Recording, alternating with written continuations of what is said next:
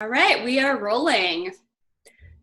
So welcome everyone to the Spirit Business Podcast. Today we're interviewing Rick Cooper. Thank you so much for joining us today, Rick. It's so good to have you here. You're welcome, Sarah. Glad to be here. So we'll go ahead and give everyone a little bit of your background. I have your bio here. So Rick Cooper is an online marketing and social media trainer. He works with small business owners who want to generate more leads and increase sales using the internet. He specializes in helping coaches, speakers, trainers, and consultants leverage their expertise to attract clients online. Rick is the founder of Social Media Outcomes based in Sacramento, California. He is the author of Seize Your Opportunities, Marketing Magic, The Art and Science of Loving Yourself First, and a few other book titles. You've written a lot of books, Rick. Yes, and I'm working on my sixth book right now too. Wow. That is action right there. And then Rick is an international speaker on online marketing and social media. He was also a speaker at the Go Big Video Summit. So again, welcome to the Spirit Business Podcast, Rick. You're welcome, Sarah. I've been so excited to interview you because I know we have some mutual friends and we haven't yet met in person, but I've been following your social media posts and just really excited to introduce you to my listeners. So let's start out. Just give us an idea of what motivated you. How did you end up getting started in social media? Because it sounds like you've had a lot of training, your business background, as well as marketing background. Right. So what drew you to social media? Well, there's a difference between what's caused me to start a business versus what led me to doing social media. Because when I first started my business back in 2003, I wasn't doing anything in terms of working with people on social media. When I first started my business, I kind of envisioned myself as a management consultant who was going to go out there and consult with large companies. And where I am now is a much different place where I'm much more focused on a niche of working with coaches, speakers, trainers, and consultants.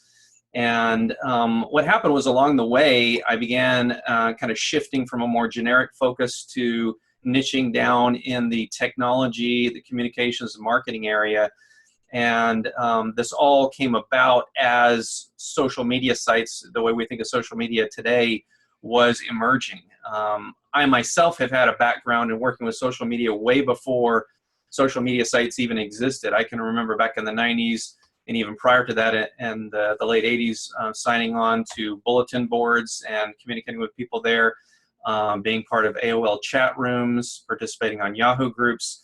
So to me, communicating online, that's a strategy I've been using all my life in terms of reaching out and connecting with people and developing relationships. And then what we see as modern day social media really came to emerge about the time that MySpace came out and started getting popular. And then, of course, what truly popularized it was when Facebook launched. And I can remember the first person that invited me to connect on Facebook was actually my cousin, who had graduated from college. And because initially when Facebook launched, it was launched to colleges only. And then it built an audience there and built out from there. So I've been using social media really kind of all my life. But from a business perspective, I really started looking at how to apply it in my own business and then take those skills and translate them into working with clients and helping them use social media as a powerful tool to attract clients and build their business. Wonderful. I love it. You just seem to have plugged into social media like right before the wave came, just really you mentioned bulletin boards. I remember way back in the day using bulletin boards in college. And so, just the power to connect with people online. It sounds like you recognize that right away. Right. So let's just dive right in. I'm curious, now that you've been doing social media for, it sounds like, over a decade, what are some of the main benefits that you see of social media? Well, I think the primary benefits are in developing relationships. There's really kind of two focuses of social media. One is building relationships, and the other one is just strictly like using ads to be able to drive activity, whether it be generating leads or generating sales. And I think you really should focus first on how to develop relationships online before you pursue an ad strategy. I think a lot of times people jump into social media and they're like, okay, I need to buy a bunch of ads. But the problem is, unless you've really taken the time to figure out an overall social media strategy, you're probably not going to get as much benefit from doing advertisements strictly. So I teach strategies to add value, to build relationships, to share content on a consistent basis, in some cases to automate content, but in all cases to go out and engage and interact with people, because that's where the magic happens, is where you're consistently communicating, reaching out and touching base, and not only publicly, but also one-on-one as well. It's not enough just to have public conversations. You want to reach out and talk to people privately. Absolutely. Absolutely. And it sounds like you're putting this into action every day, because I do look frequently at your Facebook page, and because of the algorithm, your posts seem to come up to the top. You get a lot of engagement on your posts. So Right. what are some tips that you have for our listeners on, how do you add value, and is it different on each social media network?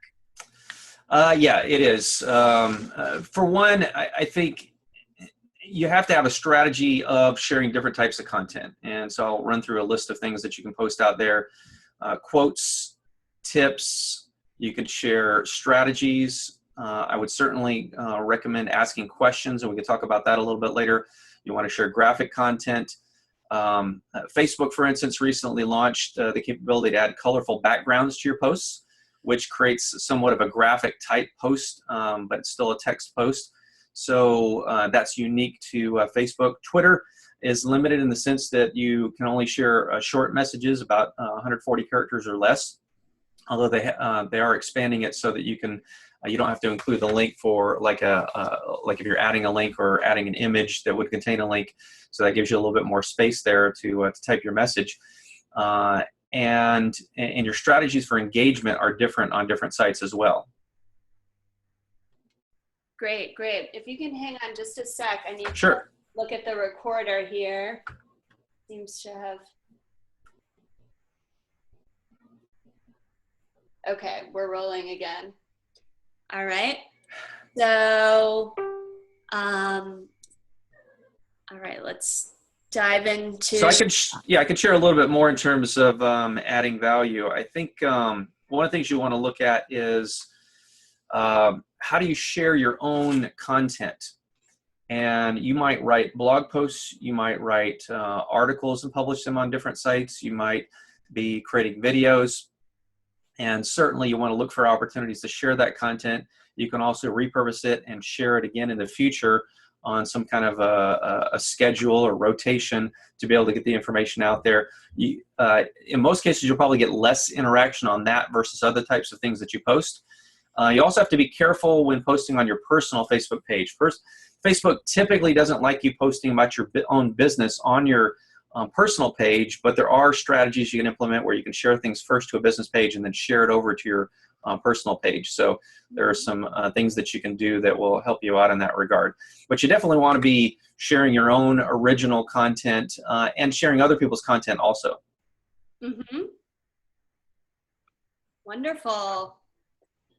All right. So you talk about social currency. Most of my listeners are conscious entrepreneurs, so really interested in making an impact, and I know Right. you are as well. So what is your definition of social currency, and how do we go about creating that?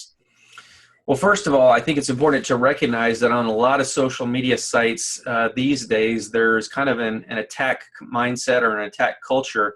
And so you see a lot of negativity, particularly around politics and other topics. So I think one of the most important things is not to get caught up in negativity, because anything that's going to shift your attitude and cause you to be negative means that it's going to take you out of your own ability to be a conscious entrepreneur and contributing to the overall good. So if you start heading down, and get into a negative spiral in what you're posting, your interactions are going to start to be negative. The other thing is, I think you have a responsibility to your own community to lift them up. So you need to look for ways that you can be positive and inspire others. And you can have social causes that you support, and you can share things about those as well. But what can you do to be positive, and what can you do to stay on message or stay consistent with your own values and how you communicate on social media? So that's one of the reasons I think creating social currency is important, because social currency in and of itself is all about focusing on helping other people. It's about supporting other people. It's about acknowledging and recognizing them. So it takes you out of the equation, and it puts the other person kind of in the forefront. So number one, you should identify people that are doing great things that you can acknowledge. And there are a number of ways to do this. You could blog about somebody and then share the blog post. You could record a video talking about somebody and share the video. You could just write about them and post that as well. One of the strategies that I've been implementing lately is to create a graphic acknowledging a person and then posting a message, including a short bio about them, and then causing that post to go viral, or at least create a lot of interaction around that post. And I've also found that it's been a great way to create a networking opportunity too. So one of the things you want to do is, if you're posting, inspirational messages, positive messages, and other things like that, you're going to attract like-minded people. So you want to attract the right people to you. And if you're doing something positive for the greater good, oftentimes that will then attract people into you. That will bring people into your space, and that allows you the opportunity to be able to communicate with them and then develop a relationship from there. Wonderful, wonderful. Yeah, and I have seen those posts on your page, the spotlight posts, right? Yeah, exactly. Yeah, that's what I call them, my spotlight posts. People you work with, people you admire. Uh-huh.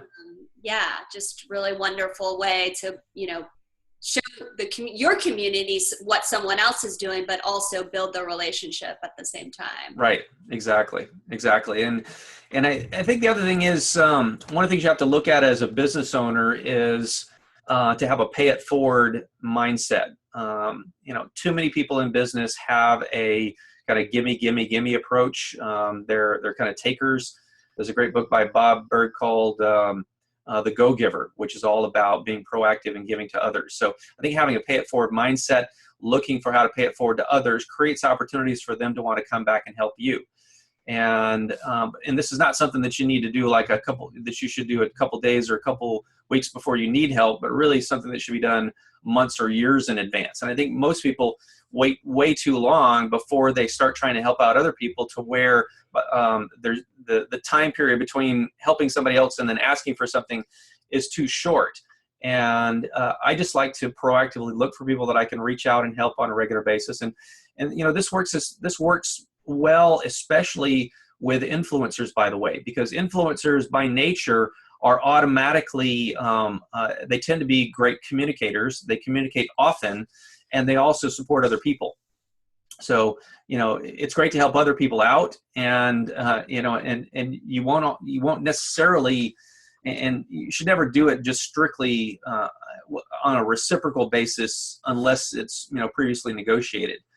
But you want to proactively help other people out, and then that will open the door to new opportunities for people to come back and help you. And sometimes they'll do it spontaneously. Sometimes they'll ask you for a way that they can help, or sometimes you can come back later down the line and ask them when you need something. Wow, I think that is definitely the opposite of how a lot of business owners think. So I really appreciate you elaborating on that. And that really is just about building a long-term relationship. It seems like, just investing in people and not worrying about what you're going to get back. Right. Exactly. Yeah. And I think immediately. Yeah, and too often on Facebook, I see where people they'll post something about their business on their personal page on Facebook, and then they'll tag 81 other people in it, just so they can have their post show up on somebody else's page. To me, that's a strategy where it's all just about gimme. It's like, I'm just gonna use you to get my message out there in front of other people. There's no the message has nothing about the other person. It's doing nothing to support the other person. It's just all about how they can get their message out to a larger audience. And that ultimately you're going to drive people away like that. I will often block people for doing that, on a consistent basis, or certainly put them in the penalty box for a period of time to where I don't have to deal with them. But there are better ways of doing things. And I think people oftentimes just have this, I got to have the result right now. And so they push things too hard. And, when I've been on a lot of these social media sites for, 7, 8 years in some cases. And I've just consistently worked on adding value. I've consistently worked on developing relationships. And so I have, very positive relationships with a lot of people, and people help me out all the time. So you just have to have that pay it forward mentality and mindset.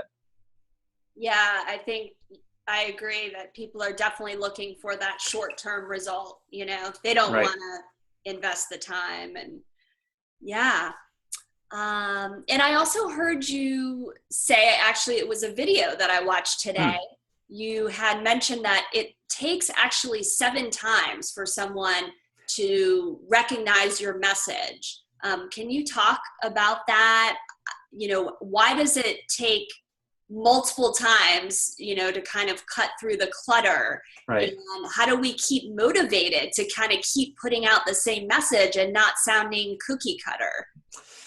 Well, first of all, 7 times used to be the norm, and now it's more like 28 times because now we have all these little touches. We have a like here, a comment there, a share there. So in many cases, they're not even hearing your message at all. They're just they're seeing your little thumbnail picture and your name. So it takes a while before they even, just remember your name, remember what you look like, much less what it is that you actually communicate. And only a percentage of your messages are actually going to be related to your business or how you serve people. And the rest of it is just, messages to interact and connect. Like some of my most popular messages are questions that I ask about topics not related to business. Like yesterday I posted and I said, plain bagels or cinnamon raisin bagels? And I think so far I've gotten about 20 comments back on that. And in some cases I'll get upwards of 60, if not 100 or more comments back from people based on the questions I put out there. They're not business related. And I think oftentimes people feel like, well, if this is, they hear all the time, you've got to be on message. And I think that's just not right. I think the right answer for social media is you have to communicate about things that other people are interested in, and they'll respond back to you. Because it doesn't make sense if you're putting message after message out there and getting like 1 like. That means absolutely nobody is seeing your message. What you have to do is you have to create visibility and engagement. And then as you are reaching out to people, then share more business related messages or reach out personally and connect that way. So that's part of the difficulty that you're facing on social media, and the reason that today it takes around 28 points of contact. And that, by the way, that could also include phone calls. It could include email. It could include other types of content, like you watch the video. So like a video would be a high value form of communicating business information. So like you probably got more in that one touch than maybe 10 other touches that you had with me where it was just a like or a comment.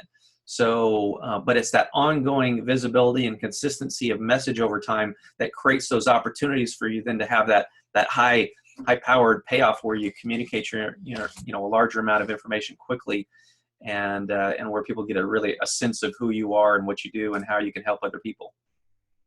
Thank you so much for sharing all that. And it's sort of counterintuitive. I think it's funny because social media is pervasive these days, but we seem to have forgotten it really is for socializing, because Right. So many businesses are using it and Right. you see the value, but ultimately, like you said, we have to stay with the personal. That's why people are on there in the first place. Right. And my understanding, it really is about contacts. Like you have to understand the nuances of each social media platform.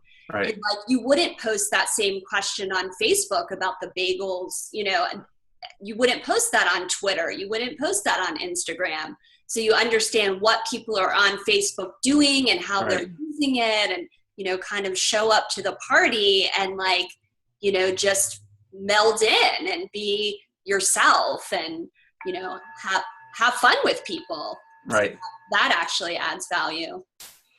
Yeah, absolutely. I think you want to look at what are the best ways to use each social media site. How can you interact with people, and how can you advance the relationship forward? I think most people, many small business owners, don't have enough of a proactive strategy about how they're going to use social media. Most people are kind of just blowing in the wind, and they'll just go out to the news feed, see what people are posting, and jump in, and that's great. I do recommend doing something of that, some activity like that, but you also have to have a proactive strategy where you're sharing content and information, sharing it consistently over time, interacting with people, sending private messages, and then doing that across the board on multiple social media sites. Wonderful. And of course, I can't glaze over the fact that you mentioned the power of video, Mm-hmm. and you are using video, to leverage your business and to leverage your social media efforts. So I wonder if you can talk a bit about, what you have seen for yourself and your clients with the return on investment with video. Well, I think video, for one, people use video as a means of learning. I think in a lot of cases, like people go out to YouTube and they're looking for answers to questions. They might be looking for a tutorial or just an explanation of something. So video is, in fact, YouTube is one of the largest search engines out there. So, people are going to YouTube just to search for information, but they can also discover content through social media. And what's cool about video, you create one video, post it on YouTube. You could share that video out onto Facebook, Twitter, LinkedIn, YouTube. It's on YouTube, but also on Pinterest. And that video on Pinterest will even play if people click on the button. So what's cool about that is it gives you the opportunity to leverage that content in multiple ways. You can also upload video content natively to Facebook. So you should create some videos and publish them directly to your business Facebook page, and then share that video over to your personal page. What's nice about that is those native videos will automatically start playing as people scroll through the news feed, and you can often grab somebody's attention and then cause them to turn on the volume so they can listen to what it is that you're saying, just because you caught their eye for a second with video. So, you don't do any one strategy, don't overuse any one strategy. Use a combination of strategies and create a variety of different types of content that you're sharing over time, whether that be text content, graphic content in the form of images, and then also videos as well. And then do that consistently over time, and then you'll build an audience who's interested in hearing from you. Wonderful, wonderful. And I know you mentioned the personal messages. I'm just curious if you can give an example, because I think that, maybe a block that some business owners have in reaching out. You don't want to be immediately selling to Right. the person you're reaching out to. So what's an example of a message that you've done this week or recently? Hey, what's up? Just connecting with them directly. Yeah. Have a great weekend. Hang on a sec. My computer's talking to me. You could also say, have a great weekend. You could say, just wanted to check in with you and see if you, like one that I often do is, hey, do you have any upcoming events that I can share? So being proactive, this goes back to a social currency strategy, asking people if there's anything, do you have any blog or recent blog posts that an audience of coaches and speakers might be interested in? You could do that. You could also refer to something that they posted. Hey, I saw that you just got back from a trip to Hawaii. I love visiting Hawaii myself. What was your, what islands did you visit, or what did you do there that you enjoyed? So just looking for some opportunities. I think one of the important things to realize about sending private messages is not to send too long of a message. I get messages periodically that are like 3 or 4 paragraphs long. It's just way too much information. Mm-hmm. Keep it short and end in a question. The purpose of sending a private message on social media is to create a dialogue. It's to create an interaction back and forth with people. Mm-hmm. Mm-hmm. Wonderful. And are you using Facebook Live these days, or any live streaming sites, Rick? I have used Facebook Live. I got very into Periscope last year. I did 100 videos in 100 days. Did you really? Yeah. Good for So, you. yeah. Woohoo! That's to the Go Big Video Summit. Yeah, it was exciting and fun, and I got a lot of interaction through it. So and then later on in the year, my father had passed away, and so I kind of stopped doing videos just because I kind of got into a mental space where I just couldn't. I could write content, but just trying to communicate on video just didn't feel right. Something weird happens when you lose somebody and you experience grief. So I'm starting to come out of that after 6 months or so, and I think I'll be doing more videos going forward. But it's weird. You have to be in the right mindset to get on video and just share. And if you're not in that headspace, it makes it kind of difficult, I think.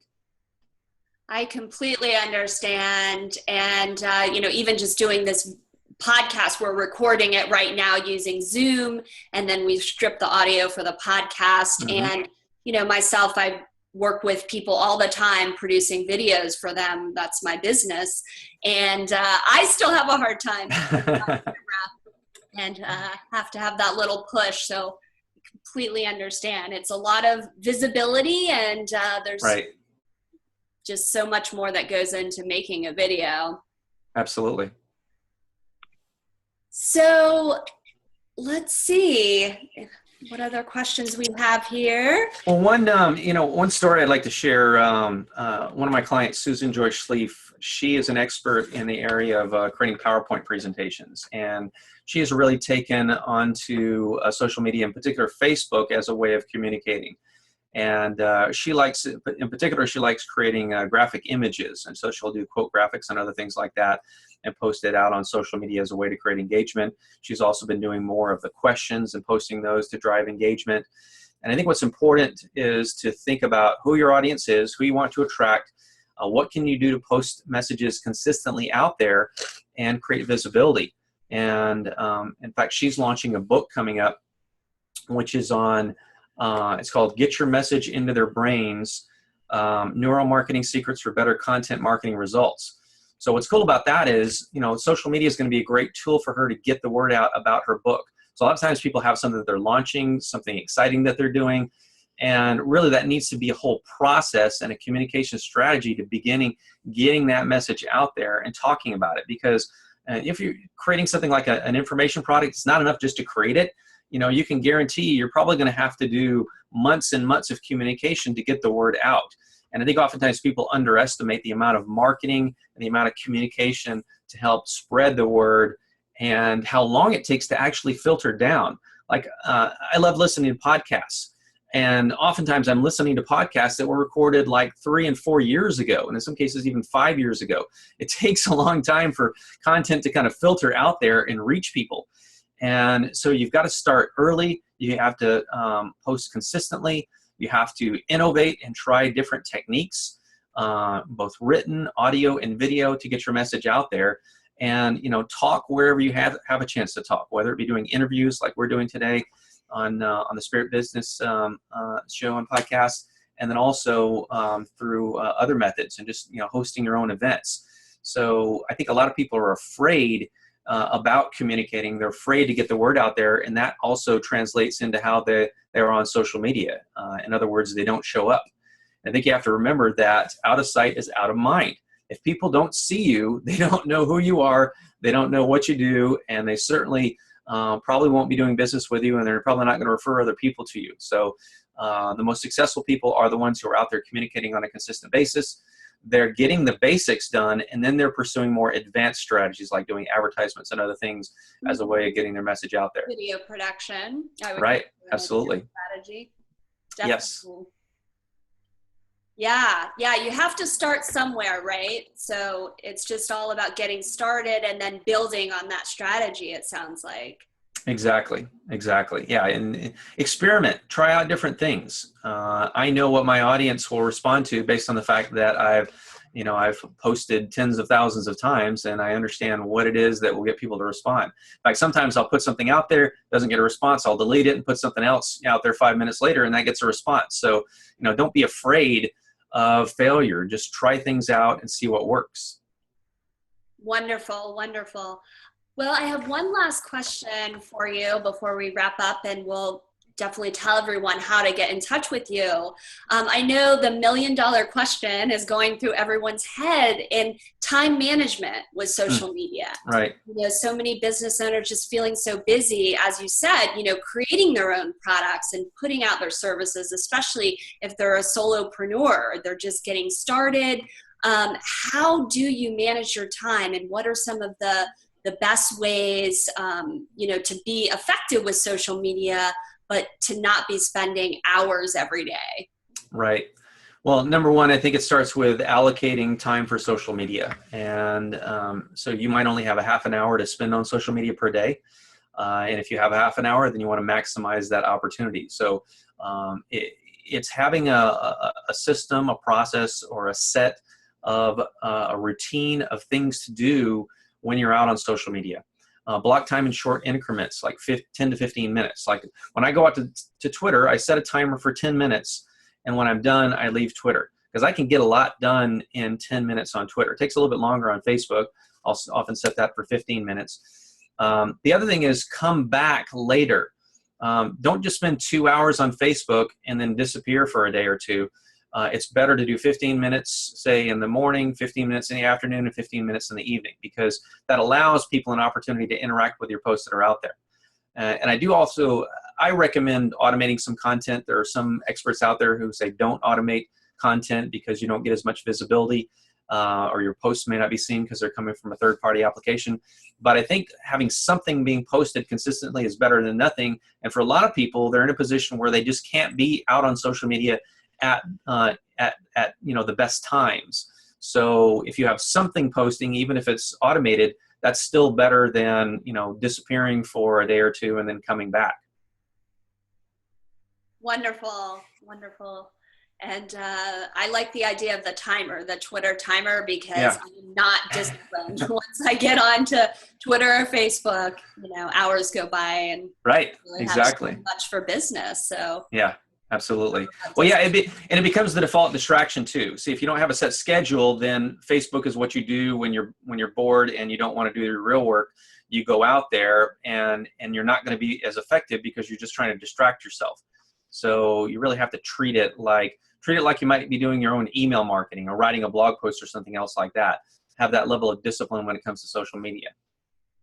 Thank you so much. There's been so many golden nuggets, and I'm going to start that tomorrow, just starting with Excellent. the timer and see how that works out. Good. And everybody else will try it and implement the advice that you gave, just the variety of strategies they can use on social media. So where can anyone find you if they're interested in working with you or learning more about you, Rick? Well, first of all, you can go out to my website, which is socialmediaoutcomes.com. That's a simple place to go. You can connect with me on Twitter. Go to twitter.com/Rick Cooper. You can visit me on Facebook at facebook.com/socialmediaoutcomes. And if you'd like some more tips on how to leverage social media, I have a free report on 10 ways to monetize social media. You can get access to that on my website. Just go to socialmediaoutcomes.com/monetize social. You can also find the link on my website under the freebie section. Sweet. Awesome. Awesome. And everyone go follow Rick on Facebook and Twitter. Lots of good content there. I will link up those social media links in the show notes. So excellent. Thank you so much for taking time out of your day, Rick. And I hope welcome, to Sarah. be back on the show again in the future. Absolutely. Thanks so much, Sarah. Appreciate being here on the show today. All right. Take care. You too. Bye-bye. Bye.